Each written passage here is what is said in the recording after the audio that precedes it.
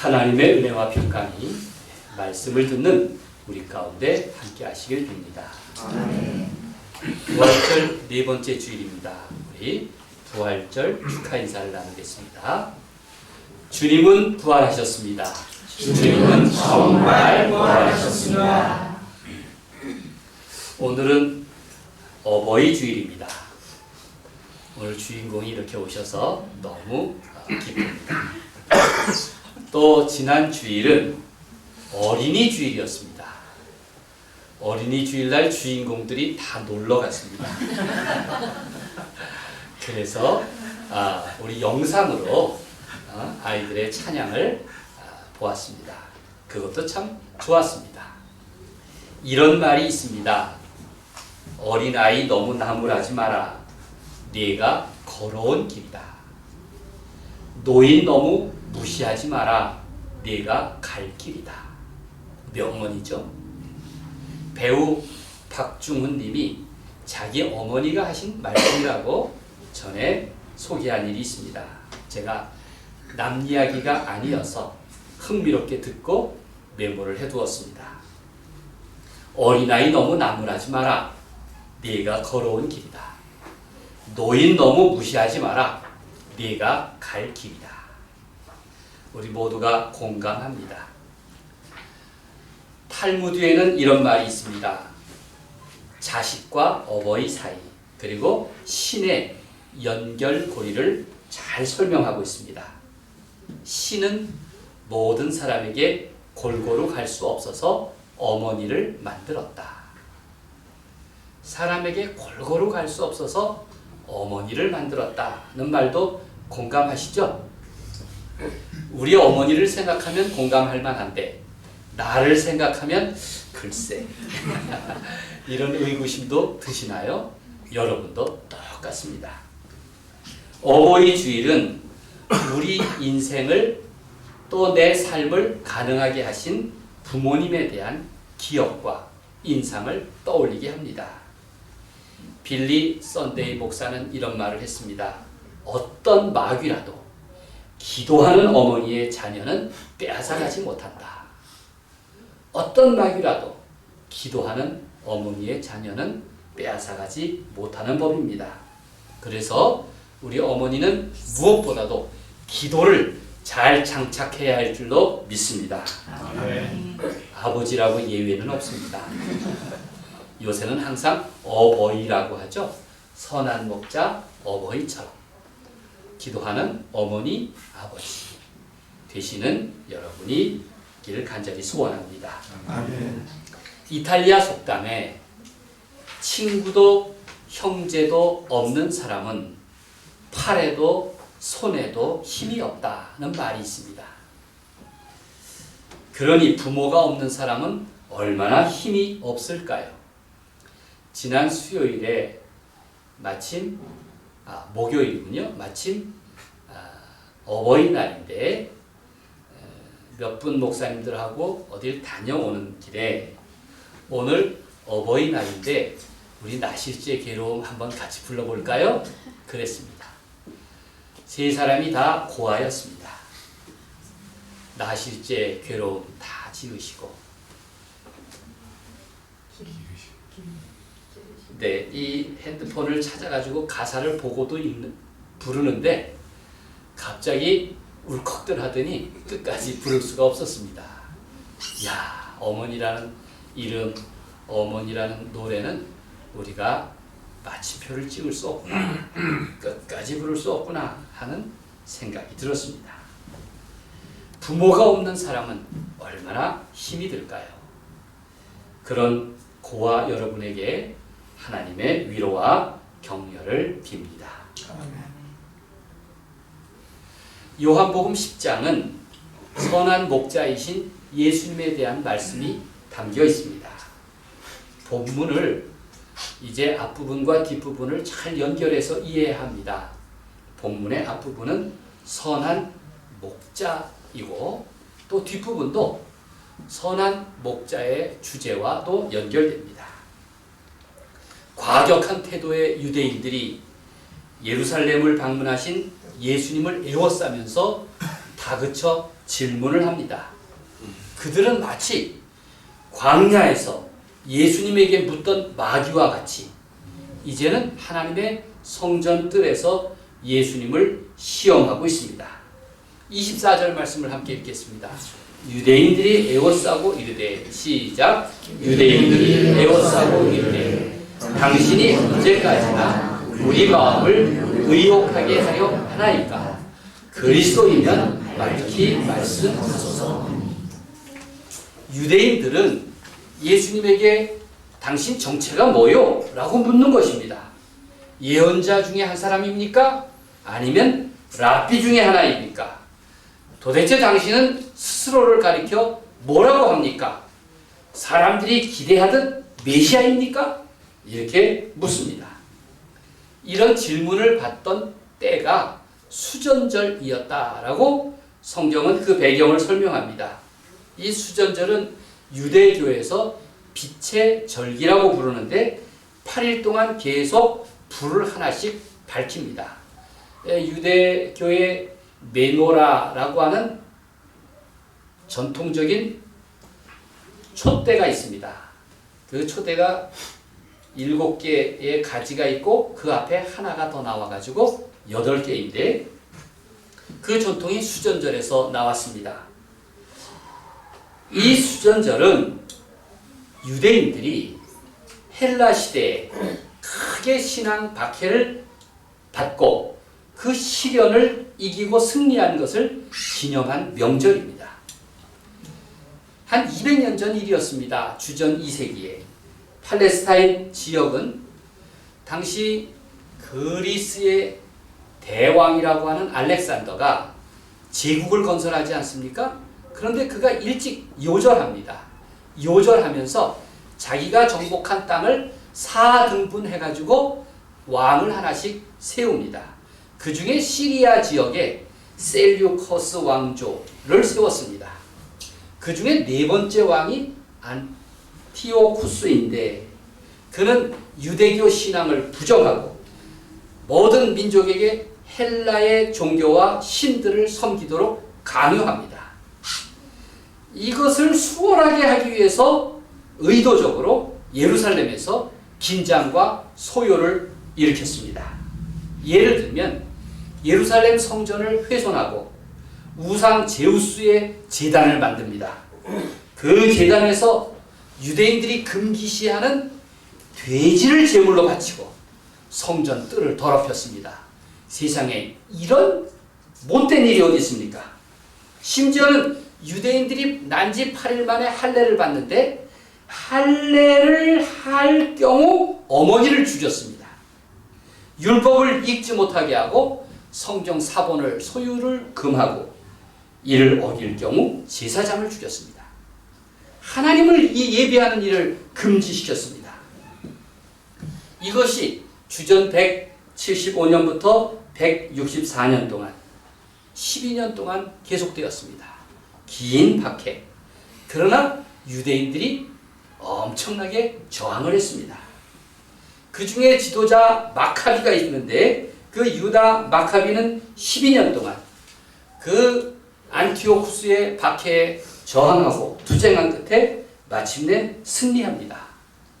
이 마카비, 유다 마카비의 이야기가 공동번역 성경 외경에 마카베오상, 마카베오하라는 책에 잘 기록되어 있습니다. 아주 흥미진진합니다. 마침내 승리로 성전은 회복되었고 다시 거룩하게 구별되었습니다. 성전에 더럽혀진 기물들은 3년 동안 정결 예식을 거친 후 제자리에 놓이게 되었습니다.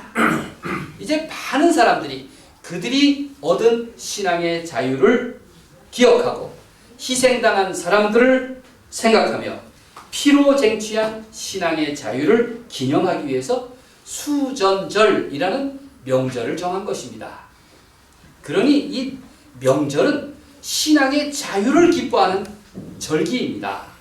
그런데 유대인들은 예수님에게 다그쳐 묻기를 당신은 누구냐? 정체를 밝히시오. 신앙의 자유를 부정하는 것입니다.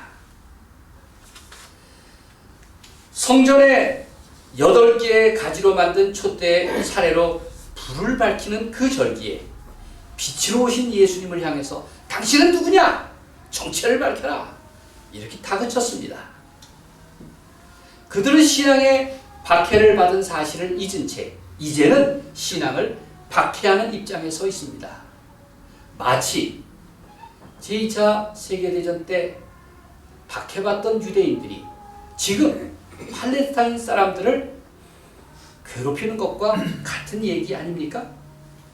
그들은 빛의 절기에 예수님을 향해 묻습니다. 당신이 정녕 빛이냐? 이 성전에 밝힌 그 빛처럼 당신은 메시아 맞느냐? 당신의 정체를 밝히라고 그렇게 말합니다. 요한복음 8장에서 예수님은 이런 말씀을 하셨죠.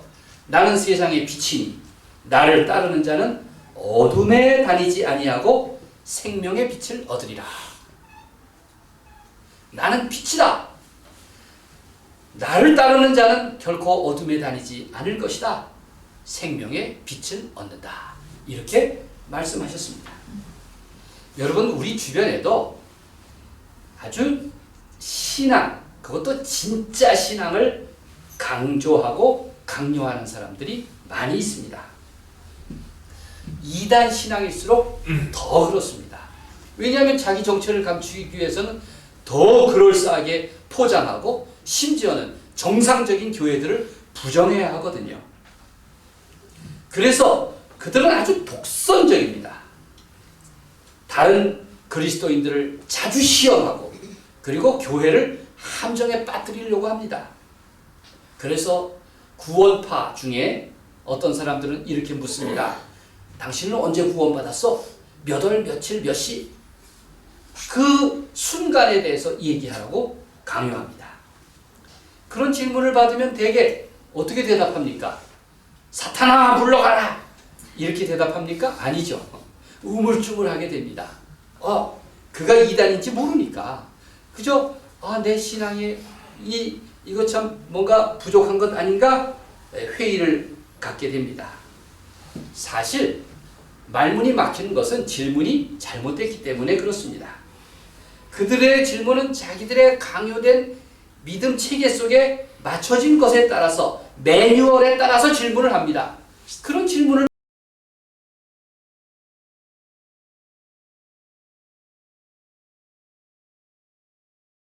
받으면 목사라도 참 말문이 막힙니다. 여러분, 그럴 땐 어떻게 해야 될까요? 어떻게 해야 될까요?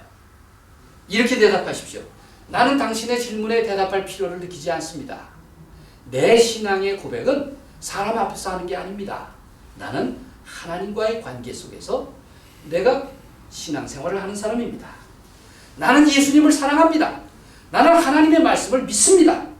그리고 그 말씀에 따라서 순종하고 또 사랑과 정의와 평화를 위해서 일하려고 합니다. 그게 내 신앙입니다. 이렇게 얘기하면 되는 겁니다. 믿습니까? 거기에 그냥 우물쭈물하면서 글쎄 내가 중학교 2학년 때인가 내가 태어나면서부터 예수님을 믿었기 때문에 난 잘 모른다고 이러면은 그 사람들의 술수에 말려들어요. 말려들어. 그럼 절대 예방주사 잘 맞으시길 바랍니다. 예수님을 향한 유대인의 질문도 똑같습니다. 예수님을 함정에 빠뜨리려고 하는 거예요.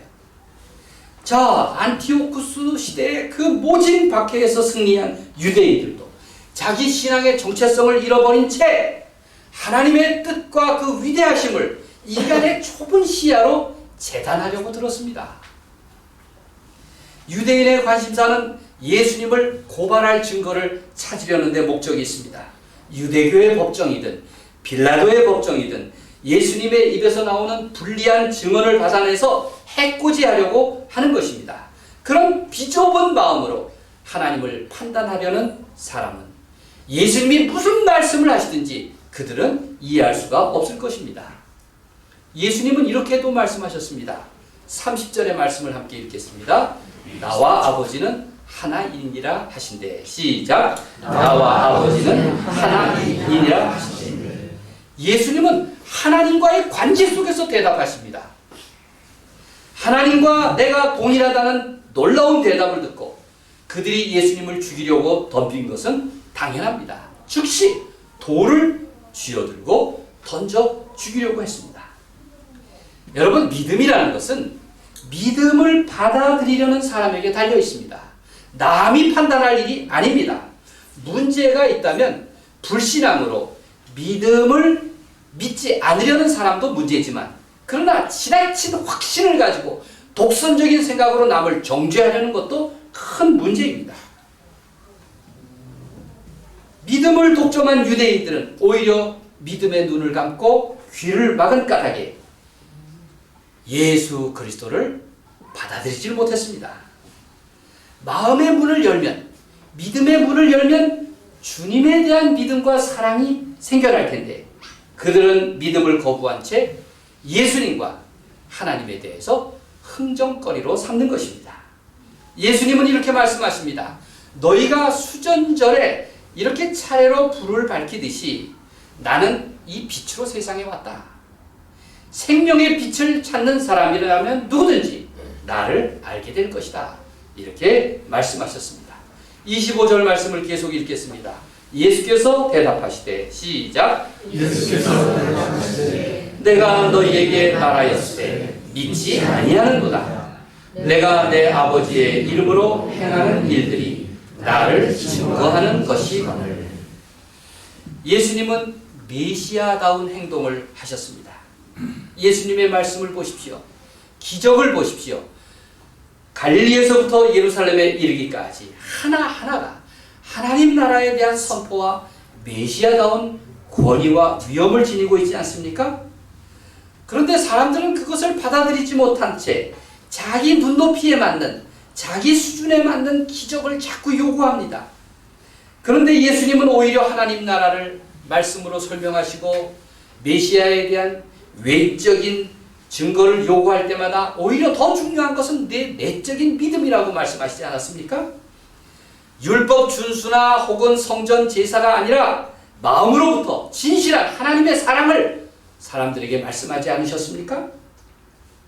오늘 읽은 유명한 선한 목자 이야기는 믿음에 대한 아주 소박한 가르침을 말씀하고 있습니다.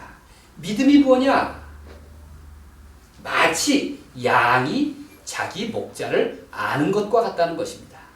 어린 아기가 자기 어머니나 아버지를 아는 것과 같다는 것입니다. 선한 목자 어버이처럼. 그렇습니다. 믿음은 아주 간단해요.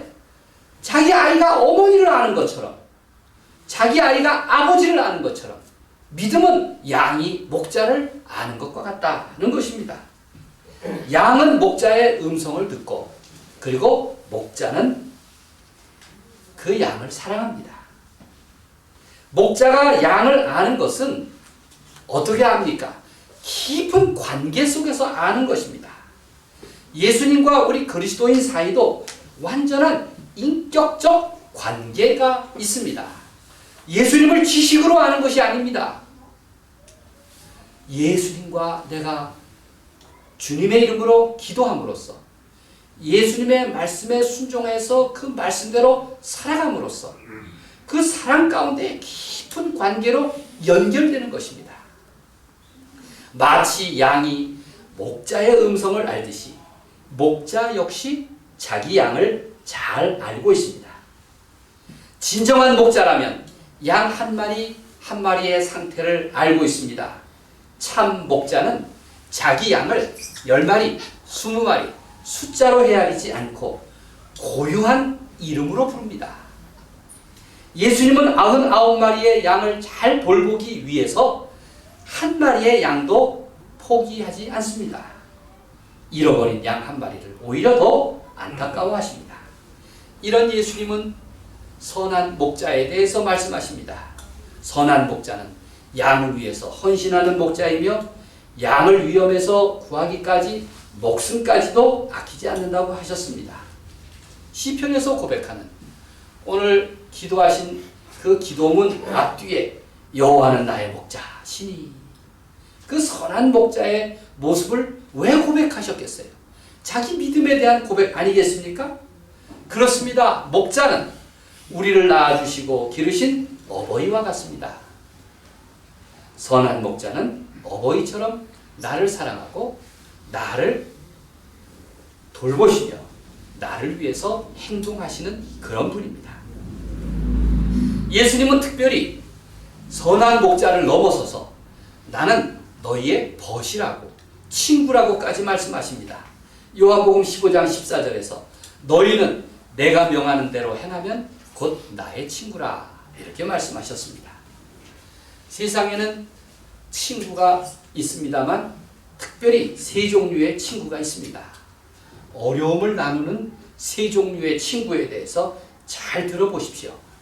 하나는 밥 같은 친구이고, 또 하나는 빵 같은 친구이고, 또 하나는 약 같은 친구입니다. 여러분, 어떤 친구가 제일 중요한 친구 같습니까? 밥, 빵, 약. 여러분, 밥 같은 친구는 늘 먹는 밥이니까 좀 소홀할 수도 있죠. 빵 같은 친구는 빵은 어쩌다가 한 번씩 맛있게 먹다 보니까 그게 더 입맛이 당길 수도 있죠. 약 같은 친구는 나를 고쳐주니까 최고인가? 이렇게 생각할 수 있습니다. 잘 들어보십시오. 먼저 밥 같은 친구는 뭐 기쁠 때도 슬플 때도 심심할 때도 평생 같이 할 가장 절친한 친구입니다. 밥처럼 우리의 일용할 양식이 되고 힘의 근원이 되는 친구, 그게 바로 밥 같은 친구입니다. 여러분의 남편, 여러분의 아내가 밥 같은 친구입니다. 절대 소홀히 여기지 마십시오. 나이를 먹었다고 뭐 삼식이니 뭐 이식이니 이런 얘기 하시면 안 됩니다. 밥 같은 친구 얼마나 소중합니까? 빵 같은 친구가 있습니다. 주식은 아니지만 가끔 먹는 간식과 같습니다. 제가 도너스 집 앞을 피해가지 못하는 그 간식 얼마나 달콤합니까? 날마다는 못 되어도 아쉬울 때마다 긴밀한 관계를 맺는 빵 같은 친구, 그것도 소중하죠. 그러나 밥 같은 친구만은 못합니다. 약 같은 친구는 어떻습니까? 급할 때 필요한 친구입니다. 돈을 빌리기도 하고, 잠시 잊고 살다가는 내게 절박한 상황이 생겼을 때 그때는 찾아보게 되는 그런 친구가 약 같은 친구입니다. 사실 세 친구 모두가 필요하죠. 그런데 우선순위가 있을 것입니다.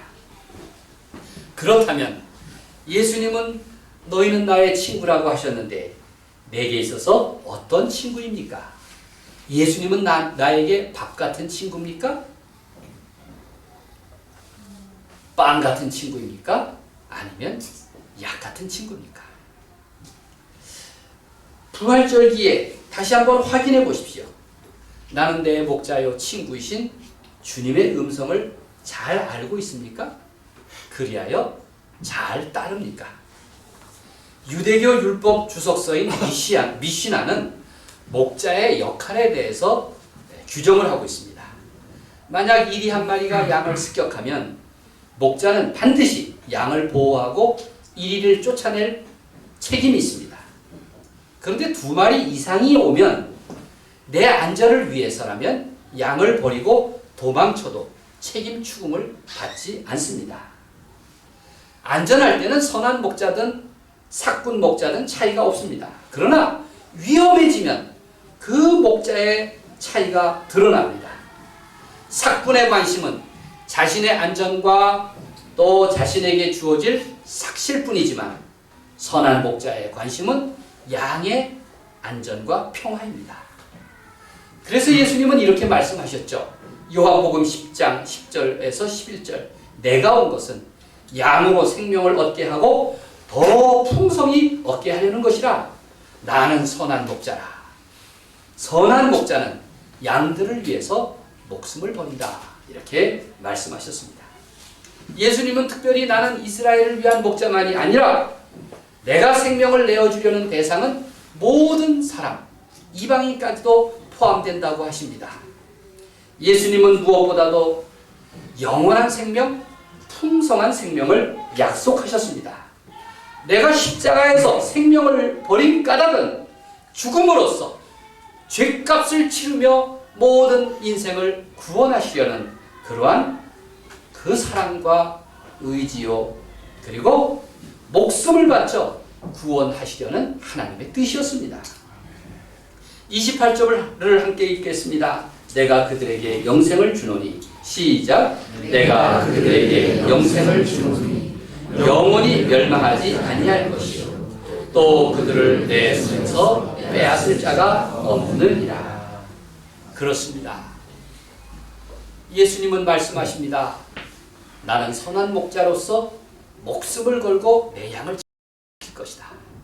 선한 목자 어버이처럼 우리 어버이께서는 평생 나를 목숨을 걸고 지켜주셨습니다. 나를 생명을 걸고 내게 두 번째 생명을 주신 것입니다. 그러니 너희가 슬픔과 고통, 심지어 죽음의 골짜기를 헤맬 때에도 두려워하지 말아라.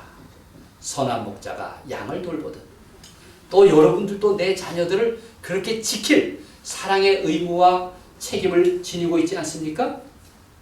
믿습니까? 네. 그렇습니다. 우리가 하나님을 믿는다는 것은 이러한 믿음과 사랑의 일치를 이루는 일입니다. 양이 목자의 음성을 듣는 것처럼 우리는 하나님의 사랑을 믿습니다. 주님의 보호하심이 나와 함께 하심을 고백합니다.